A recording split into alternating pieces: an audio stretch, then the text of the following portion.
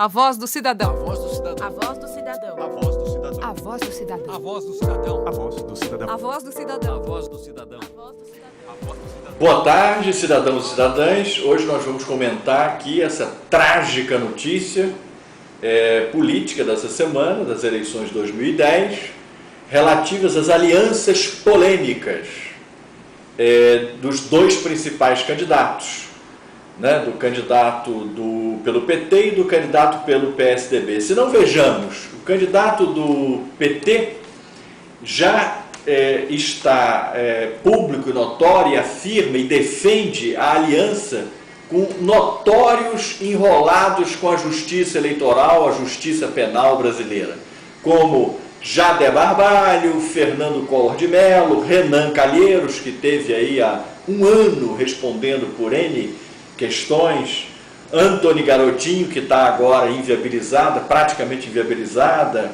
Marcelo Miranda, Rosiana Sarney, enfim, José Sarney, o nosso imperador lá do Maranhão, e do Amapá, e também o PSDB, também tentando justificar o injustificável, que são suas alianças com Roberto Jefferson, com notórios condenados ou indiciados pela justiça, outra vez eu digo, eleitoral, administrativa e penal brasileira, como Joaquim Roriz, Jackson Lago, que está agora também impedido de se candidatar, ou quase impedido, Expedito Júnior, Orestes Quércia, Cássio Cunha Lima, etc.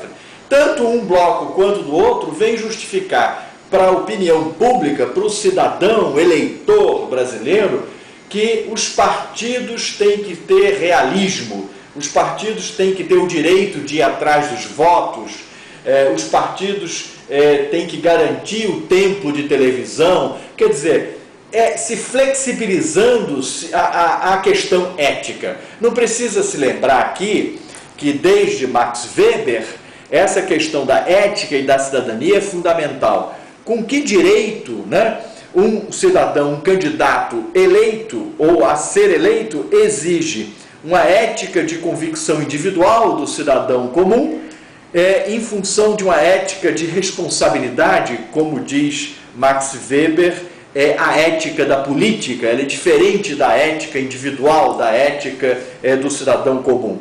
Mas isso não significa, isso é uma má leitura dos conceitos da teoria política de Weber, isso não significa que eu não tenha limite nessa minha ética da responsabilidade, que valha tudo, que valha fazer aliança ou ser conivente e amanhã ser omisso com delinquentes notórios da vida política nacional.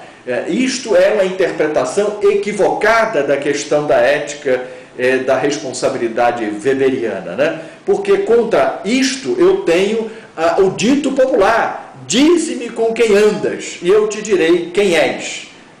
Ou seja, esses políticos, de que maneira, fazendo essas alianças espúrias, vão amanhã ter a liberdade de propor a principal reforma, que é a reforma política? Como é que vão propor os pontos fundamentais da reforma política, como a fidelidade partidária, como a cláusula de barreira, como a melhor utilização do tempo de TV e o financiamento público de campanha? Como vão propor e ter independência e liberdade para propor o fim dessa excrescência que é os suplentes?